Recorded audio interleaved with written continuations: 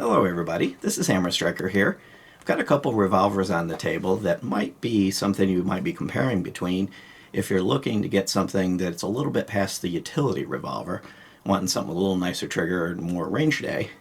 What I've got here is a 6-inch Colt Python. This is the 2020 model, the one that they just recently released. And over here sitting in front of it, I've got a Ruger GP100 Match Champion, which is basically a factory-tuned version of the GP100. Both of these are designed to be easier to shoot well, have smoother actions, nicer triggers, and better sights than, just kind of a run-of-the-mill utility revolver that you might carry on a daily basis for defense. Dimensionally, they're kind of different in that this is the 6-inch version, but there is a 4.25-inch version of this available, which then gets a little closer dimensionally to the GP100. So if dimensions matter, a Python can be had in that territory. Both of them are between 5 and 6 inches tall, top to bottom.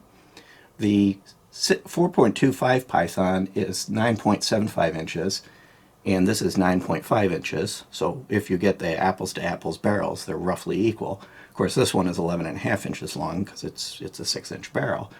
And from a thickness perspective, and now that I'm going to pick them up, I'll show clear. That one's empty. And that one's empty. From a thickness perspective, they're really close. 1.53 for the GP100 and 1.55 for the Python. And of course, in a revolver, all of the thickness is in the wheel, really. That's the widest part of any revolver as a general rule. From a weight perspective, the Python is heavier in all of its variants. This one that's in my hand is 46 ounces, the 4.25-inch version is 42 ounces, and the Ruger is 38 ounces. And that, of course, would be with the factory grips. The Ruger comes with a very nice wood grips, just like the Python. These rubber grips we put on there.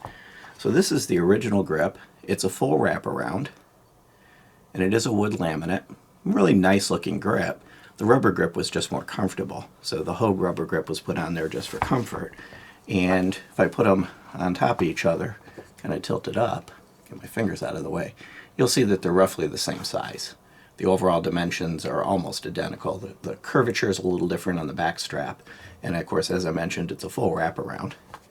Now the Python, this is the grip that came on it from the factory, and it is a wood laminate grip, but it leaves the back strap open, which is how the Python always was. And to some extent, it gives it kind of a look of class. It really just gives it a nice look, and with a nice, highly polished backstrap. Now, I happen to have a set of original wood grips that came on the original Python. And these are solid wood. The ones that come on the new one are laminate, with walnut being the wood used for them. So they really did keep true to the original design. I almost think that these would fit right on here, and actually I know they will because I did it. I did put these on here. I kind of like the shininess, the finish on the new 2020 laminate ones, just a hair better. That darker wood just looks a little nicer to me, but both of these grips are nice, and both of them have the inset. This one is gold and the new one is silver, and if you put them over each other you can see that they're identical. If I turn it to the side. So grip options are available for both of these guns. The wood grip, of course, is going to always have that look of class, whereas the rubber grip is going to be a little more comfortable. Both of these guns are relatively large. They're chambered in .357 Magnum. They both hold 6 rounds, and of course you can shoot .38 Special in them. In both of these guns, .38 Special it's like shooting a .22. There's minimal to no recoil whatsoever. Both of them handle .357 Magnum really well. Now there's a little bit of an MSRP difference. This one, the MSRP on the Python is right around $1,500. The MSRP on the GP100 Match Champion's just right around $1,000. You can get the Match Champion in the mid to high 7s, maybe even lower these days. The Python is still pretty much commanding full price, but that'll change once they become widely available. So let me take a second and just talk about something on the Python just to get it over with and get it behind us. There's been a lot of churn on the internet regarding some defects in the very originals of these. A little bit of crown damage, which this one has a very minor case of, and issues with functionality with the the trigger not working and the cylinder locking up. This one never had that malfunction. The crown was improper setup in the tooling. The trigger functionality was the side plate loose and not properly Loctited. So they've resolved that. If you buy a Python today, you're not going to have those problems. That's not an ongoing issue with the model. It's something that happened in the very beginning. They rushed a little bit to get it out and made a few mistakes, and they've dealt with it. So I would not consider that if you're buying one now. If you're trying to make a decision between the two, that's in the past. So let's talk about the one thing that would be a reason why you would be even looking at either one of these, and that would be the trigger. And we'll start with the GP100 Match Champion. So it's a single action, double action, which means I can cock it and fire it, or I can just pull the trigger and fire it. Both revolvers have a nice trigger. This one in double action mode is about 10.5 pounds, and it's fairly smooth. You can feel a little bit of hesitation midway through the cycle, but it's minor. You wouldn't even notice it on the range. And it's not overly long. In single action mode, it comes in around 4.5 ounces, and it's super, super short and crisp. Overall, a very nice trigger. It's a noticeable improvement from a standard GP100 or the SP101 or many of the other revolvers that would be less price, of course, but more aimed towards daily carry. Now let's move over to the Python. And the Python takes that up a notch. It takes that game up significantly. So we'll start with double action mode. It's butter smooth and 8 pounds. So it's a lighter trigger. It's about the same length, but it is just super, super smooth all the way back. Not a touch of hesitation anywhere in the cycle. And if I go into single action mode, it's almost imperceptible movement and then the brake, and it comes in around 5 pounds. So it's actually just a hair heavier in single action mode than the Match Champion, but not enough to make a difference. Overall, I like the trigger in the Python a little bit better, but that's doing it side by side. If I fired one on one day and then the other a week later, you might not notice it. Let's look at the sights for a second. I happen to have the Python in my hand, so we'll do that. It has a red plastic ramp. So let me kind of go up to it. The ramp itself is a little plastic insert that's orange. And then the rest of the sight body is metal. This is very, very, very visible. So if I bring it back around where you can see it, it stands out. It's really easy to acquire and grab. Now I do kind of wish that the back sight had some sort of white dots or a U dot on it to make it a little easier, for me to see anyways. I'm not a fan of blackout rear sights. And it is an adjustable sight. So overall, it's got a very nice sight. It's easy to pull tight grips with this.